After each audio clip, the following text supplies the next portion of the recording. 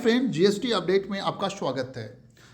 National informatics centre ने आज 5 जनवरी 2024 को एक अपडेट किया है। इस अपडेट के अनुसार टैक्स पेयर जो जो ई इनवाइसिंग के लिए एलिजिबल हैं और वो ई वे बिल जनरेट कर रहे हैं जिसमें ई इनवाइसिंग का डिटेल नहीं दे रहे हैं, तो उनके लिए ये सिस्टम जो है e way bill generation system without e invoice और IRN details for business to business transaction और बिजनेस टू एक्सपोर्ट ट्रांजेक्शन के लिए ये इसको ब्लॉक किया जा रहेगा 1 मार्च 2024 से। तो आइए देखिए इशू क्या है और इसको कैसे सॉर्ट आउट किया जा रहा है।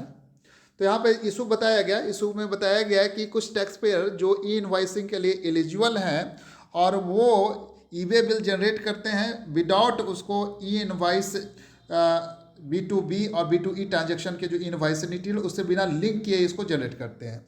कुछ केसेस में इनवाइस डिटेल मतलब सेपरेटली एंटर किया जाता है ई वे बिल में और उसका ई इनवाइस से उसको मैच नहीं करता है, तो इसके कारण मिसमैच होता है e way bill and e invoice statement में। इसी को देखते हुए 1 मार्च 2024 से e way bill generation allow नहीं किया जाएगा विदाउट ई इनवाइस डिटेल्स से। तो ये अप्लीकेबल होगा e invoice enable tax payer पे और transaction related to supplies under business to business and export.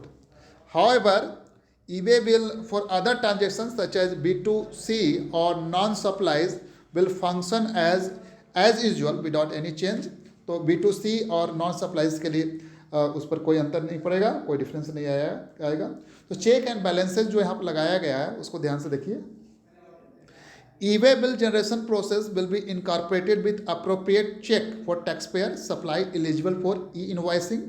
कुछ केसेस में B2B and B2E export case में डायरेक्ट ई वे बिल जनरेशन जो ई इनवाइस के सिवा अगर डायरेक्ट ई वे बिल जनरेशन है वो अलाउ नहीं होगा जो ई इनवाइसिंग के लिए एलिजिबल सप्लायर हैं। तो ये अप्लाई होगा e way bill categories of supply export SKD CKD and lots पे।